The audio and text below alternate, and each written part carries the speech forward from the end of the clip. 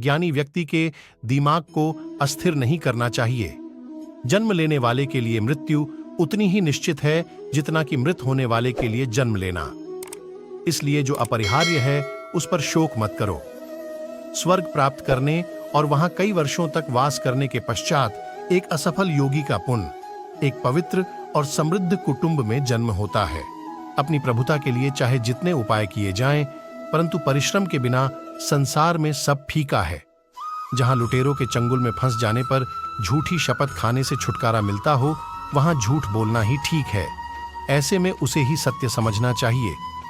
जो विपत्ति पड़ने पर कभी दुखी नहीं होता, बल्कि सावधानी के साथ उद्यम का आश्रय लेता है। समय आने पर दुख भी सह लेता है, उसके शत्रु पराजित ही हैं। जो मनुष्य नाश होने वाले सब प्राणियों में समभाव से रहने वाले अविनाशी परमेश्वर को देखता है, वही सत्य को देखता है। राजधर्म एक नौका के समान है। यह नौका धर्म रूपी समुद्र में स्थित है। सद्गुण ही नौका का संचालन करने वाला बल है। धर्मशास्त्र ही उसे बांधने वाली रस्सी है, चाहे बड़ी हो या छोटी। हमेशा विनाश का कारण बनती है, क्योंकि नाव में छेद छोटा हो या बड़ा नाव को डूबा ही देता है। संतोष ही सबसे बड़ा धन है। जिसके पास संतोष है वह स्वस्थ है, सुखी है और वही सबसे बड़ा धनवान है। केवल जीतने वाला ही नहीं, बल्कि कहां पर हारना है ये जानने वाला भी श्रेष्ठ होता है। जिंदगी तुम्हारे उसी गुण का इम्तिहान लेती है जो तुम्हारे भीतर मौजूद है। कर्म योग वास्तव में एक परम रहस्य है। अच्छे इंसान में भी एक बुरी आदत होती है कि वो हर किसी को अच्छा समझ लेता है। जिसने पहला कदम उठा लिया है वो अंतिम भी उठा लेगा। कठिनाई पहले में ही है, अंतिम में नहीं है। अच्छे लोगों की कृष्ण परीक्षा बहुत लेता है, परंतु साथ नहीं छोड़ता, और बुरे लोगों को कृष्ण बहुत कुछ देता है, परंतु साथ नहीं देता। जिंदगी में दो लोगों का होना बहुत जरूरी है। एक कृष्ण जो ना लड़े फिर भी जीत पक्की कर दे, दूसरा कर्ण जो हार सामने हो फिर भी साथ ना छोड़े। तू करता वही है जो तू चाहता है, होता वही है जो मैं चाहता हूं। तू वही कर जो मैं चाहता हूं, फिर होगा वही जो तू चाहता है। कृष्णा ने कहा, मैंने तो सबकी सुनता हूं, पर मेरा कौन सुनता है। इंसान गलत कार्य करते समय बाएं दाएं आगे पीछे चारों तरफ देखता है, बस ऊपर देखना भूल जाता है। श्री कृष्ण कहते हैं कि जन्म लेने वाले के लिए मृत्यु उतनी ही निश्चित है जितना कि मृत होने वाले के लिए जन्म लेना। इसलिए जो अपरिहार्य है उस पर शोक मत करो। भरोसा अगर खुद पर रखो तो ताकत बन जाती है, और दूसरों पर रखो तो कमजोरी बन जाती है। आप कब सही थे इसे कोई याद नहीं रखता है, लेकिन तुम कब गलत थे इसे सब लोग याद रखते हैं। मैं किसी के भाग्य का निर्माण नहीं करता और ना ही किसी के कर्मों के फल देता हूं। मनुष्य कितना भी गोरा क्यों ना हो, परंतु उसकी परछाई सदैव काली होती है। मैं श्रेष्ठ हूं, यह आत्मविश्वास है, लेकिन सिर्फ मैं ही श्रेष्ठ हूं। यह अहंकार है। मैं सभी प्राणियों को सामान्य रूप से देखता हूं, ना कोई मुझे कम प्रिय है ना अधिक, लेकिन जो मेरी प्रेम पूर्वक आराधना करते हैं वो मेरे भीतर रहते हैं और मैं उनके जीवन में आता हूं। तुम्हारा क्या गया जो तुम रोते हो? तुम क्या लाए थे जो तुमने खो दिया? तुमने क्या पैदा किया था जो नाश हो गया? कुछ लेकर आए, जो लिया यही से लिया, जो दिया यही पर दिया, जो लिया इसी ईश्वर से लिया, जो दिया इसी को दिया। यदि आप किसी के साथ मित्रता नहीं कर सकते हैं तो उसके साथ शत्रुता भी नहीं करना चाहिए। जो हुआ वह अच्छा हुआ, जो हो रहा है वह अच्छा हो रहा है, जो होगा वह भी अच्छा ही होगा।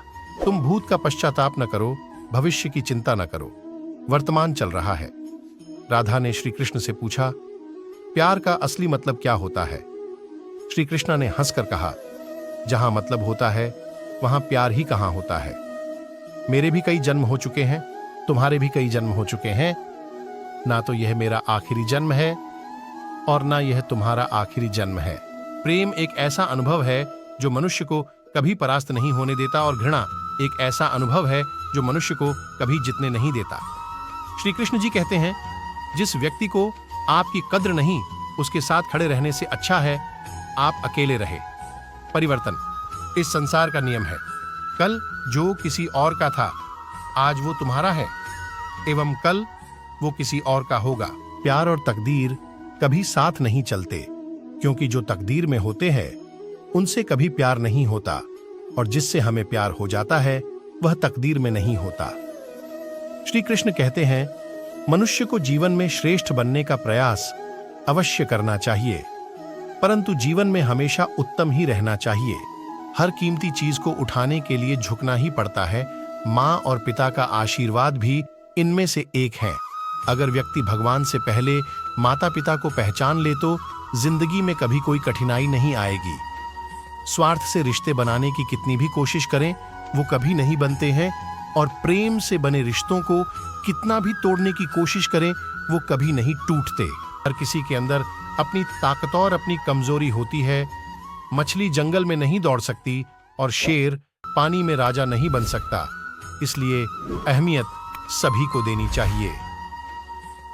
श्री कृष्ण कहते हैं, कभी भी स्वयं पर घमंड मत करना। पत्थर भी भारी होकर पानी में अपना वजूद खो देता है। हद से ज्यादा सीधा साधा होना भी ठीक नहीं, क्योंकि जंगल में सबसे पहले सीधे पेड़ों को काटा जाता है। अच्छी किस्मत के लोग थोड़ा भी बुरा होने पर भगवान को कोसते हैं, और बुरी किस्मत के लोग थोड़ा भी अच्छा होने भगवान का स्मरण और धन्यवाद करते हैं। बुरे कर्म करने नहीं पड़ते, हो जाते हैं, और अच्छे कर्म होते नहीं करने पड़ते हैं। कृष्ण कहते हैं, अहंकार मत कर। अहंकार करने पर इंसान की प्रतिष्ठा, वंश, वैभव तीनों ही चले जाते हैं। जिंदगी के इस रण में खुद ही कृष्ण और खुद ही अर्जुन बनना पड़ता है। रोज अपना ही सारथी बनकर जीवन की महाभारत को लड़ना पड़ता है। क्या सदा मौन रहना उचित है? नहीं, इतिहास साक्षी है। संसार में अधिक विपदाएं इसलिए आई क्योंकि समय पड़ने पर मनुष्य उसका विरोध नहीं कर पाया। जब मनुष्य को अपने धर्म पर अहंकार हो जाता है तब उसके हाथों अधर्म होने लगता है। यह सच बात है, इस बात को याद रखें। समय कभी किसी का भी एक जैसा नहीं होता है। आज आपका टाइम खराब है तो कल टाइम अच्छा भी आएगा। अगर आपका अच्छा टाइम चल रहा है तो आपको इस पर घमंड नहीं करना चाहिए। किसी को नहीं पता कि आपका अच्छा टाइम कब बुरे टाइम में बदल जाए।